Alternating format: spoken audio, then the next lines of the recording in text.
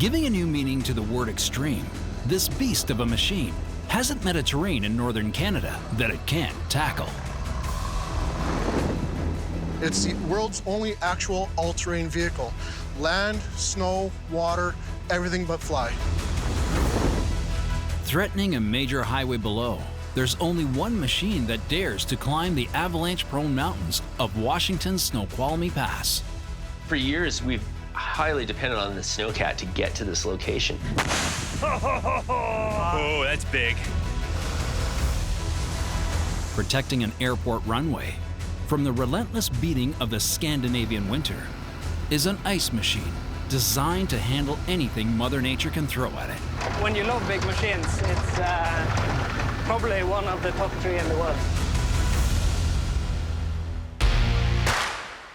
Where frozen wilderness exists. Where snow and ice are relentless.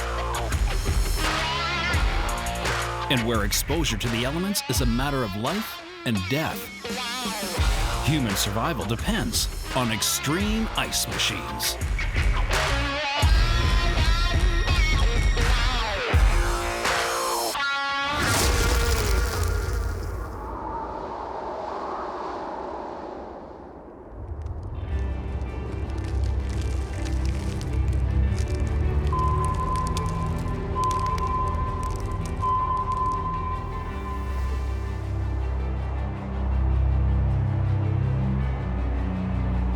Once you go beyond the city limits of Winnipeg, it doesn't take long to find yourself in the boggy waterways and dense forests of this northern province. Come wintertime, the off-road environment is nearly impossible to navigate.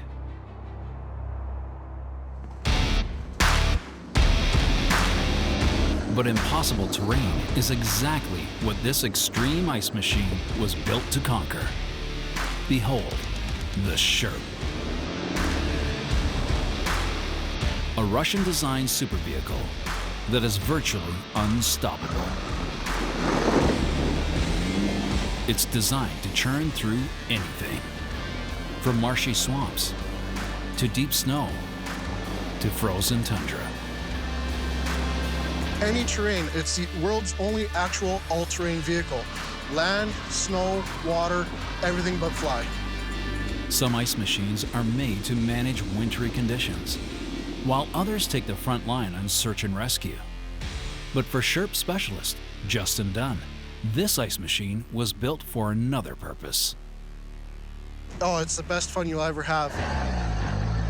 I'm an off-road enthusiast, and it's the only vehicle that I've ever been in that I can get anywhere with.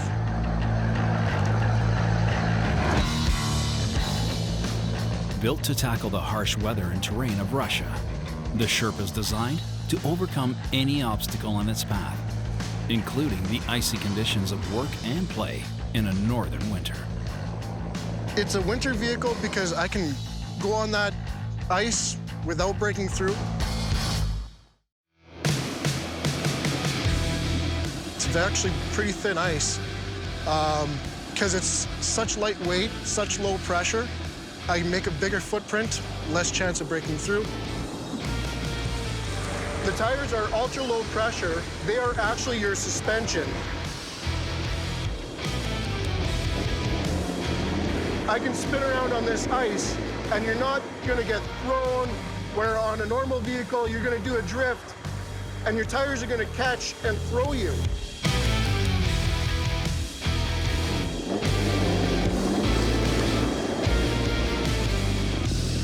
But if it does break through the ice, the Sherp is just as comfortable in water as it is on land. So we're gonna enter into a broken section here. It's open water with ice chunks. We're gonna come in at a slight angle. In first gear, ease it down. This way you're not gonna cause any damage to the unit itself.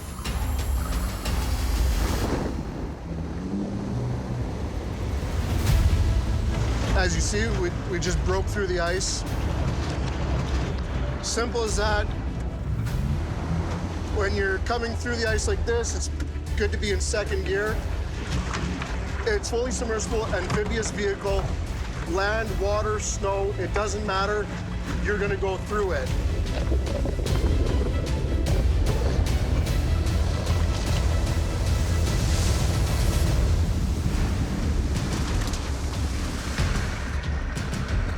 It's the Sherp's ability to meet any challenge in the northern backwoods that has made it an indispensable vehicle for contractor Devin Bell. But Devin isn't your typical contractor. Repairing the landscape more often than buildings, he relies on the Sherp to get to remote job sites. Do a lot of work up north on reserves, and then a lot of remote work on islands out on the lakes, winter access only. It allows me to work year-round, non-stop. Just drive straight in, drive straight out. And that is largely due to the unique construction of the Sherp's body. It's completely sealed, aluminum body, rivets with seam sealer, and then rhino line on top of that. If by chance you hit a rock, it still has buoyancy. You inflate your tires a little bit more, you get that extra air pressure, you don't have to worry about sinking. And it's the tubeless ultra-low pressure tires on the Sherp that is one of the key features, making it the ultimate all-terrain vehicle. They're actually considered balloons. They are like a normal tire. You drive on them. You got your paddles for in the water, but we have 2-ply side, 4-ply top, and you inflate them with your exhaust. Today, contractor Devin Bell has been hired to check on the snowmobile trails, making sure they're clear of fallen trees and debris. I think this tree is stabbed into the ground upside down. On the journey, the Sherp comes up against varied terrain. We got a good mix of everything. We had a straight swamp, and then normally right on the edge of the swamps is cliffs. Crossing through these swamps, you'll get a lot of beaver sticks sticking up like that, and most other things that'll just puncture the tires, but this, the tires just seem to flex right over it. I've never popped a tire yet. It's early in the winter season, and the ice isn't fully formed in the swamps. What would stop a snowmobile in its tracks is no match for the Sherp. It's a lot of fun to drive. It's a challenge to try and find somewhere that you can't go. Like right here, this is where the trail would end for anybody else.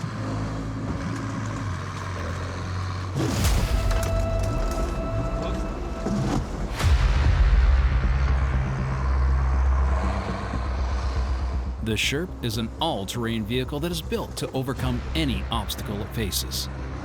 But with its wheels deep in a ditch, this could be the end of the road.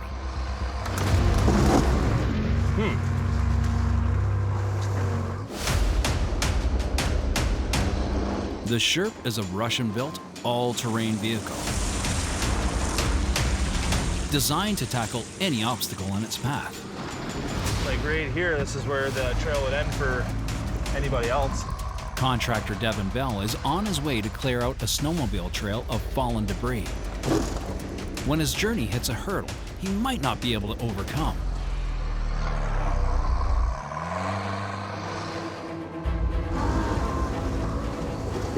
So here we got to get to turn.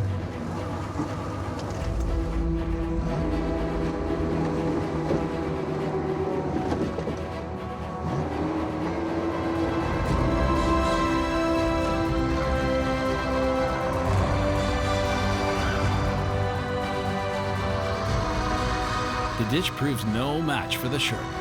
It could manage a 35-degree incline without overturning.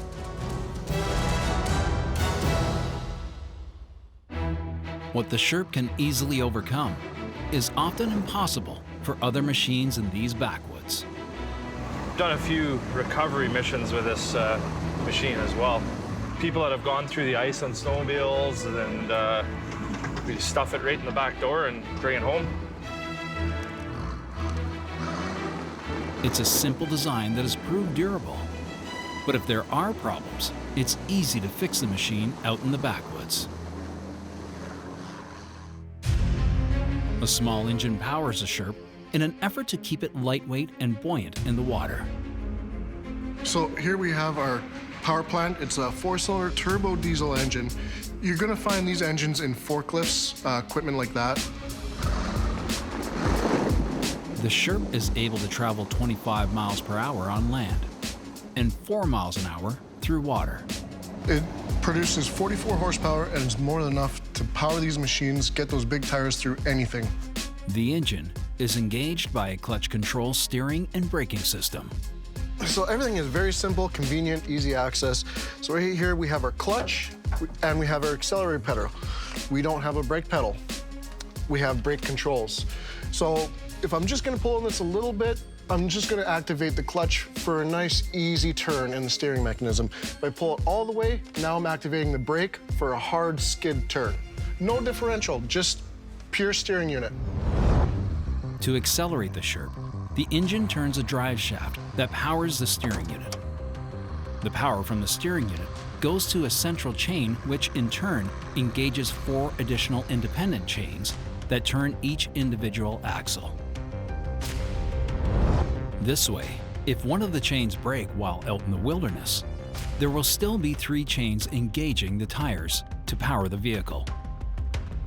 Every unit comes with a tool bag to work on anything that may possibly go wrong. Comes with tools and parts. So you're gonna have chain links, your fusible link, stuff like that, tire plug kit, and a tire repair sewing kit.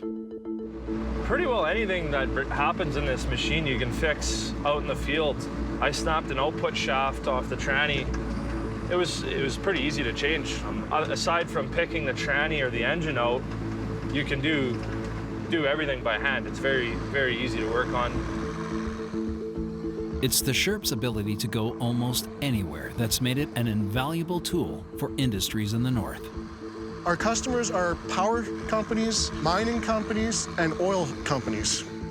They're all using it to get to areas that they can't normally get to with any other vehicle. Power companies are using it to go in the muskeg, to check their lines, to fix and repair their lines that they can't get to. The Sherp is ideal for work in remote areas due to the simplicity of its design, ease of repair, and the ability to go long distances without needing to be refueled. In addition to its 15-gallon diesel tank, each of its 4 wheel hubs is a 14.5-gallon container, allowing the Sherp to carry over 73 gallons of diesel in a single trip and travel over 1,800 miles without having to be refueled. So these hubs are actually fuel tanks. You open up this valve, you could fill it up with diesel. It's a go-anywhere vehicle, and you gotta have the fuel to get there. This is your tank that sits in your hub of your wheel. It's like a spare jerry can, doesn't connect to the main tank at all. What you're gonna do is you're gonna open up this valve here. You're gonna fill this with your fuel while it's in the wheel. And then you're gonna put a pump inside, drain the fuel into a jerry can, and refill your tank. You can go from the North Pole back to Manitoba. And for Devin, it's the only vehicle he needs to clear a snowmobile trail of debris.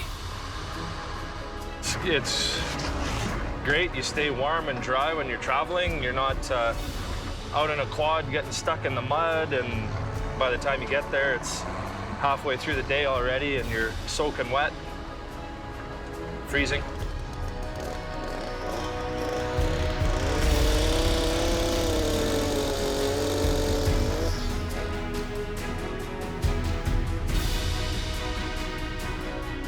With the trail now cleared, Devin's day is done. He heads home, warm and dry, all thanks to the Sherp.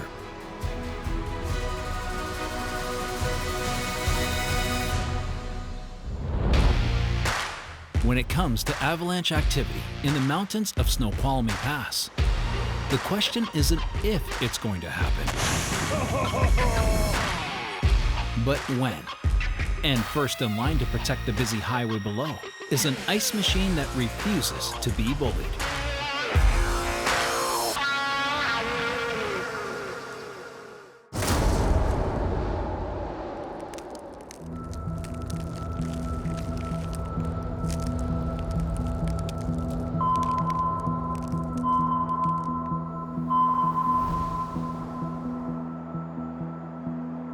Cutting through the skyline of Washington's Cascade Range are the mountains of Snoqualmie Pass.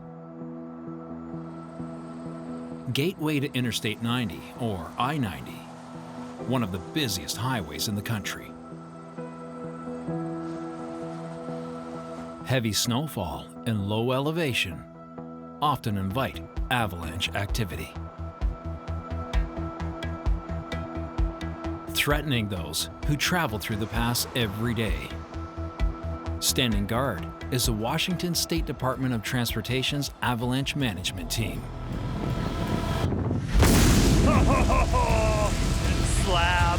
Oh my God. Oh, that's big. Oh, holy cow. Taking out trees. Oh boy. Leading the charge on the mountain is the rough and rogue Piston Bully 100. The Piston Bully rocks a 6.7 engine, the most powerful in its class, featuring 6 cylinders, 253 horsepower, and the ability to turn on the spot. But this heroic ice machine doesn't just float over deep snow. It moves it like no other can, vital to the build and maintenance of avalanche control projects. And one of its biggest fans is avalanche forecasting and control supervisor John Stimbaris, who requires all the muscle the machine can muster for battling back against the mountain. I've been reading snow for about 30 years. I love snow. It's why I work as an avalanche forecaster. Yeah, the process we use for forecasting avalanches, it's ongoing throughout the entire winter. So we're looking at the formation of the snow, the different layers, and then the weather forecast to see what the next snowfall will do and how it'll interact with those previous layers. Staying ahead of avalanche activity is a 24-hour-a-day job, and it all starts at Avalanche Control Headquarters as John studies today's forecast in preparation for the work ahead. This is a picture of the interstate along Lake Ketchelis, and it was long recognized that these avalanche paths had an effect on the road.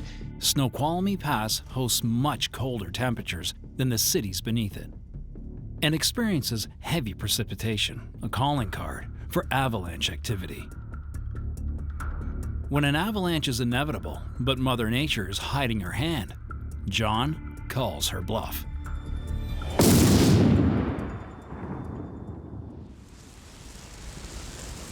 And triggers them on his own accord, the only way to release the snow in a safe and efficient manner. Although triggering an avalanche may seem somewhat spontaneous, it is heavily calculated in its execution. And the trek getting there is often arduous. This is where the snowcat is worth its weight in gold. For years, we've highly dependent on the snowcat to get to this location. So we get to the top of the slope here where we detonate the explosives. The Piston Bully is built specifically for deep snow and difficult terrain. Heavy snowfall that renders most vehicles useless is its playground. The steering system and front blade are exactly what's needed when pathways to remote weather stations need to be traveled and, in extreme cases, built. And extreme is the name of the game today. John needs to build a road to a monitoring station so isolated it is yet to be checked on this season. Whether John and his team are triggering avalanches or installing and maintaining weather stations, the Piston Bully is always at the heart of the action. The journey up there today will be on a groomed road. Once we get up a few miles, we're gonna have to go off that trail and create our own road. It could be slow going. We've had 80 plus inches of snow in the last week. Could be quite a bit of work to get through it. Looking to offer some ease to the treacherous mission is Equipment Technician Supervisor Jason Ridlon. November through late April, we generally see 400 to 600 inches of annual snowfall. This Piston Bully here can move large volumes of snow with the blade. If we were pushing, we'd have a big pile of snow in here. Then we can take the snow off the end of this blade. Or he can move this blade in and carry snow off of this blade. Gives you a lot more versatility with the snow.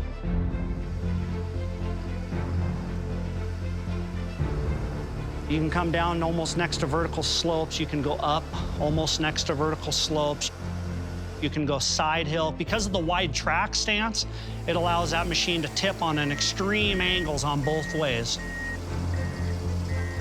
These are the steel browser pads, very similar to what you'd have on an earth-moving cat, except for that they're mounted in rubber, so it allows them to flex and move, keeping 100% contact of the tracks to the snow, allowing for traction at all times.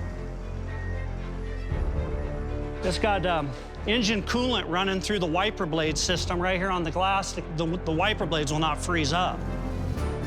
It's really light and it's quick on its feet. It puts a very low pressure on the ground, allowing it to crawl on top of the snow and bury its way deep in the snow.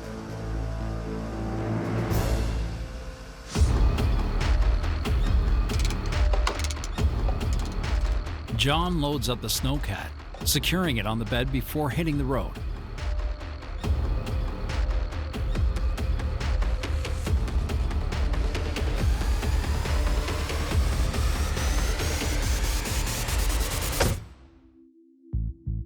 We expect to keep our highway open 24 hours a day, 7 days a week. Any closure of the highway it has a big economic impact to our region, and the Washington State Department of Transportation does everything it can to keep the highway open and keep our customers moving. With the snowcat secured, John hops in and heads for the unknown.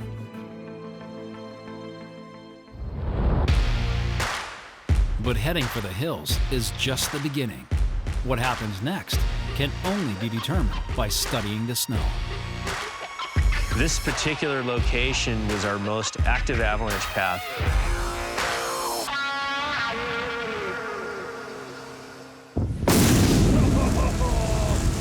Slab. Oh my God. Oh, that's big. Avalanche control practice protects the safety of the public and helps keep the roads open. The Washington Department of Transportation takes its responsibility seriously. Interstate 90, or I-90, hosts hundreds of thousands of vehicles every week, and any closure costs the state millions of dollars in lost economic revenue.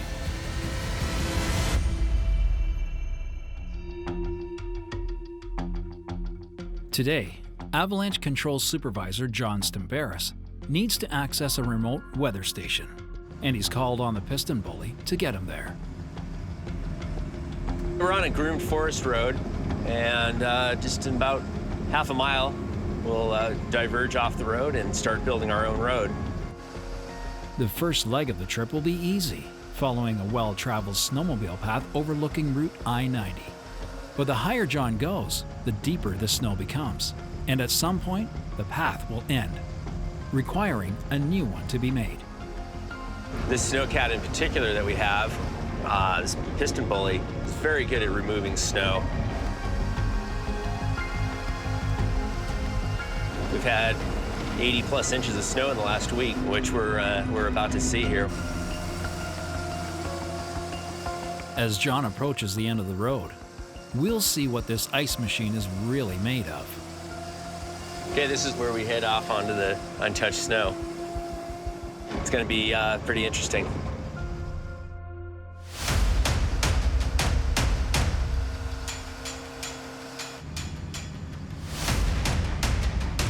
This kind of work we're doing right now is exactly what the snowcat's made for. Pulling snow from the uphill and pushing it out to the downhill to build our road.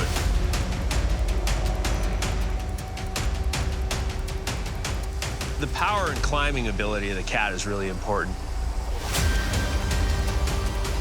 But really, what it comes down to for us that we wanted specifically with this unit is this blade and the ability to push and move a lot of snow. John uses an expert hand to complete the road.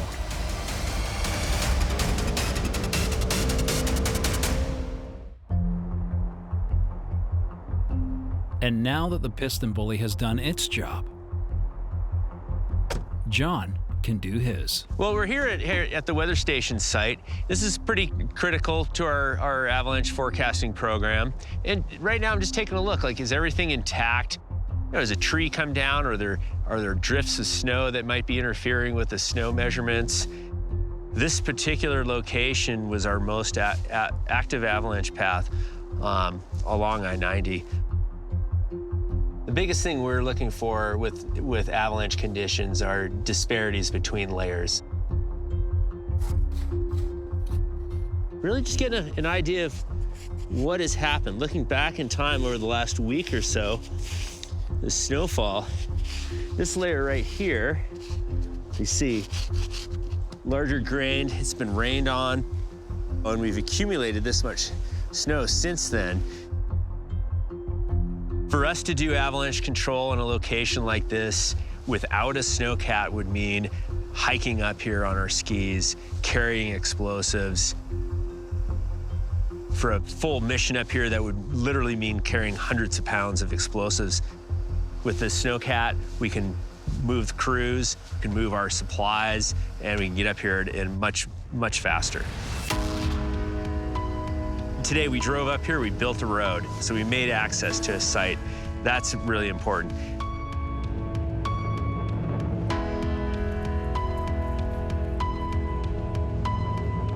Remote as it may be, the weather station continues to stand strong. And John's work for the day is done. And the road that leads home is all thanks to the muscle and precision of the Piston Bully.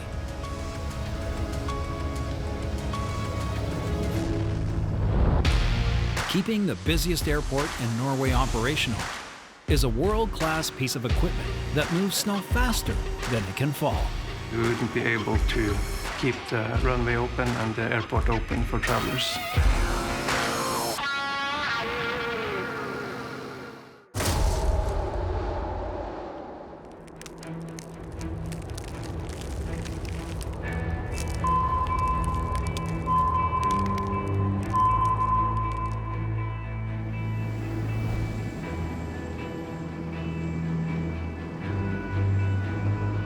Located over 200 miles above the Arctic Circle, is the largest city in northern Norway, Tromsø. And at the heart of this region's economic hub is its international airport.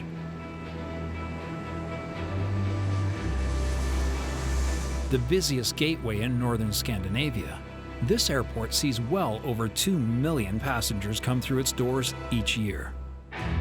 The region has become a popular winter tourist destination for travelers arriving to witness unparalleled views of the Aurora Borealis, also known as the Northern Lights.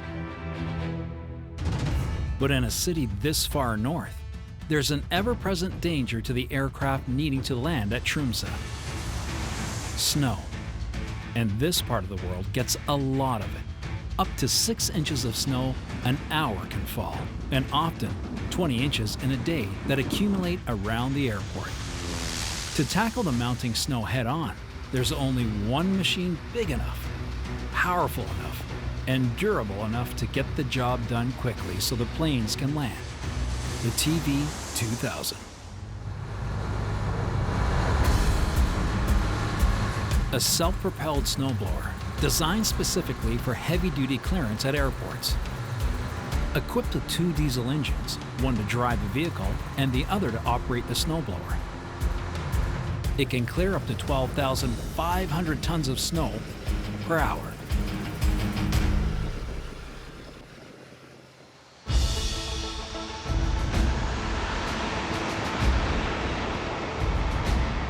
We're by far the busiest airport north of the Arctic Circle.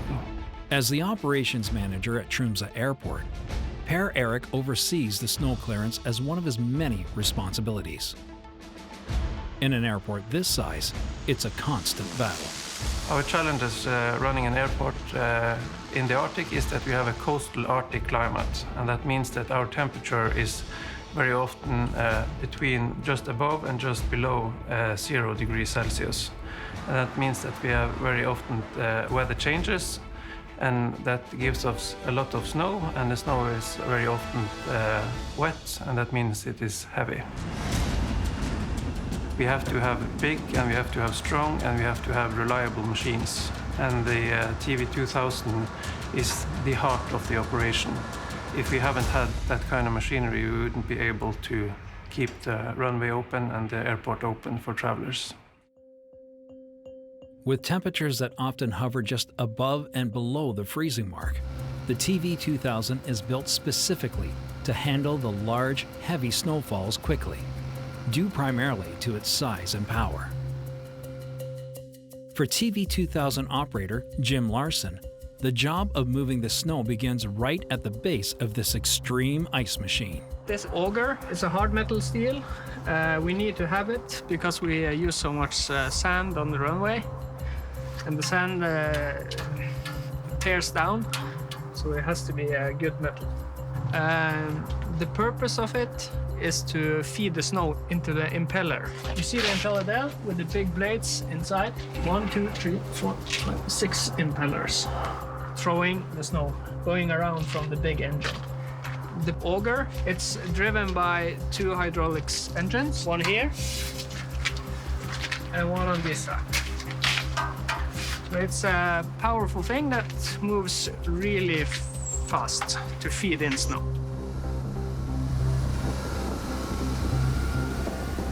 The snow goes from the auger into the impeller, through the chute, and into the air. The TV2000 is able to throw snow over 165 feet in the air through its chute. The chute on this one's really big. It has to be. It handles like 12,000 tons per hour.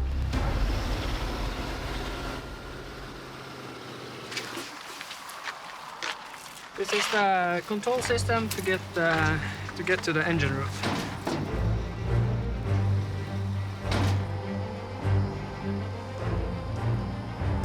We have one on each side. The body of the TV2000 houses the 2 diesel engines, one to control the driving and the other solely dedicated to the snowblowing equipment. This is a small engine, not so small in size, but in horsepower. It has 611 horsepower. The purpose of this engine is for the drivetrain and some hydraulic systems. Quite a beauty. So here you got the big beauty. It's a 16-cylinder engine, diesel, with 1,360 horsepower, only for the snow plowing. She's a beast.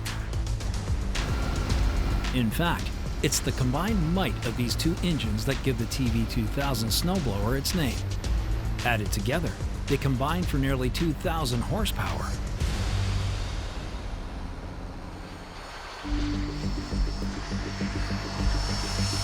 There's only one runway at the Tromsø airport, which accommodates inbound and outbound passenger traffic, as well as cargo planes.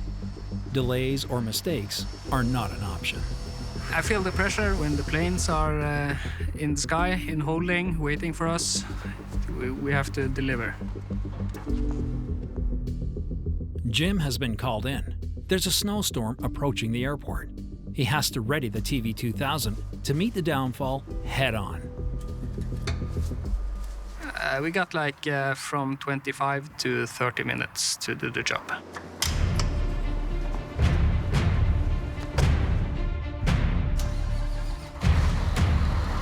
When the snow falls, we're thinking about the planes in the sky. We want to get them to land and no delays for them. With planes waiting to take off and others en route to the airport, every second counts as Jim pilots the TV2000 out onto the runway to clear the snow. It is pressure on every snowfall. Besides clearing the runway, this world-class snowblower has to maintain a high level of traction for planes to land on.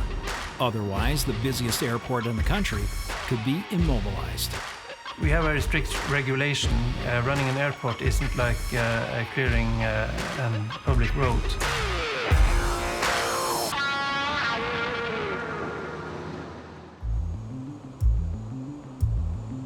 Tromsø Airport, located over 200 miles above the Arctic Circle, is the busiest gateway to northern Norway. With its coastal climate, the region sees heavy snowfall all winter. But thanks to the TV2000 snowblower, the operations team is able to keep the runway clear of snow and safe for planes to take off and land. It's common for snow to fall every few hours at the airport. A record snow depth of 95 inches was recorded in 1997. It's the TV2000's job to move tons of snow quickly, a role that's increasingly becoming a year-round necessity. The winter period normally is from October and till the end of May. But if we put together the last 10 years, the only month we haven't had snow clearance on the runway is August. The TV2000 snowblower works in tandem with sweepers and a sand car to clear the airport's 1.5-mile runway.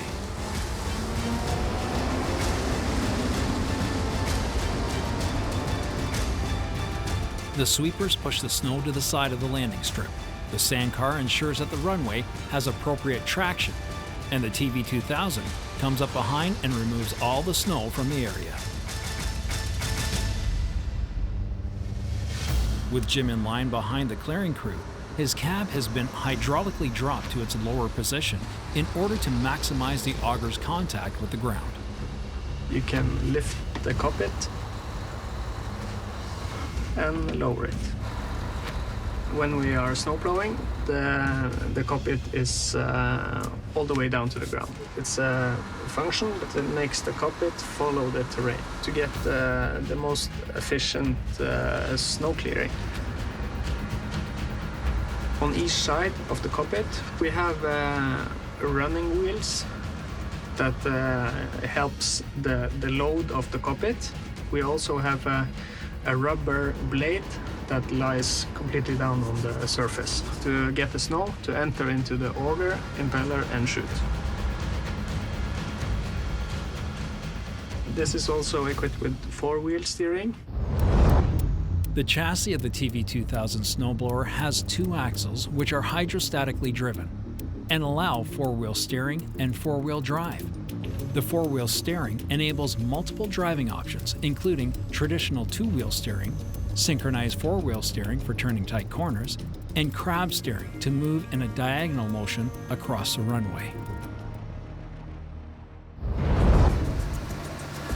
The 4-wheel steering also helps Jim to position the machine where he needs to when guiding the snow through the chute. We can also control the chute. That's the positioning of right and left on the chute. We have like 40 degrees to the right and -5 to the left. The reason the angle is more to the right is we sit on the right side. We have control over the snow, and also the chute throws the snow better to the right because of the impeller blades. This machine has something called load sense. Senses how much snow you get in, so you can have full throttle, and the machines adjust the speed after how much snow it is. It's a great feature that you don't overload the machine and break something. The key to the snow clearing team's job is not only to remove the snow, but also to make sure that the runway has an acceptable level of traction for the planes to take off and land safely. We have very strict regulation. Running an airport isn't like clearing a public road. We have to produce a certain amount of friction for the airplanes to be able to come in and land. The best we can have, that's summer condition. In airplane language, that's the friction 5, and that's good. And then you have friction number 4, and that's medium to good. Friction number 3, that is medium, and that's the most common friction we can produce during the winter. Continuously sweeping the runway so we can maintain friction number 3. Maybe we have some ice on the runway, but we use sand on top of it, and then we can obtain a level 4 friction. We can't go under friction 2, and that's medium to poor. We can't ever go below that.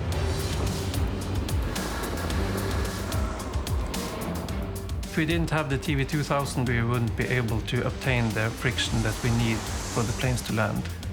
So the snowblower is the critical part. And the fact that it's only built 3 of them in the world speaks for itself. We have 1 here and 2 at the main airport and at Gardermoen in Oslo. It's not very many places that have the same demand of capacity and speed in removing snow as we have.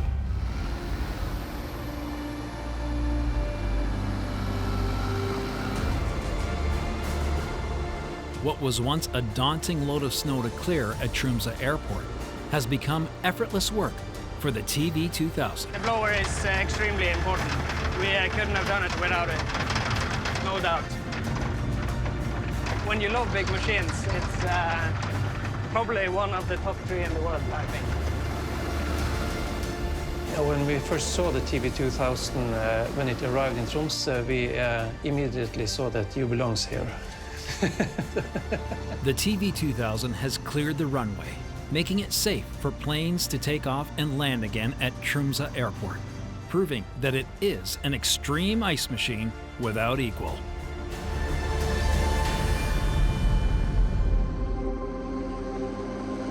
The Sherp, the Piston Bully, and the TV2000. 3 extreme ice machines that help make life and work in the north possible.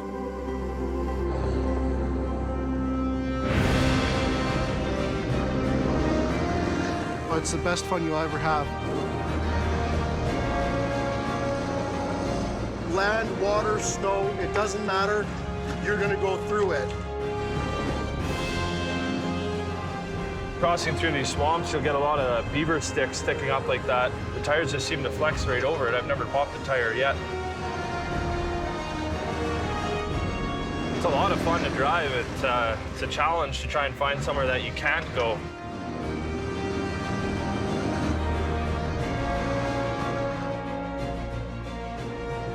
For years, we've highly depended on the snowcat to get to this location where we detonate the explosives.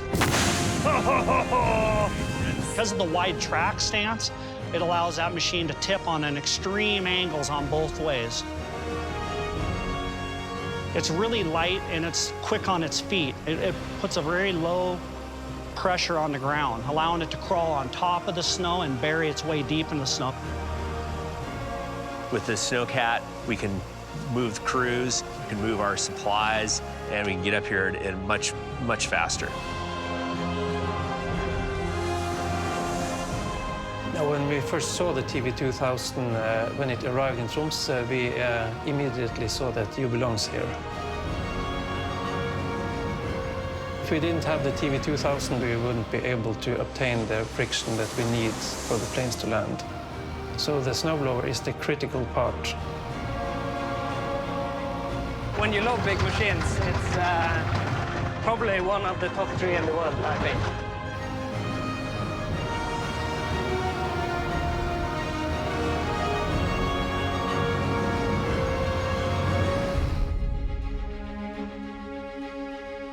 In the frozen landscape of the north, the climate is an ever-present danger.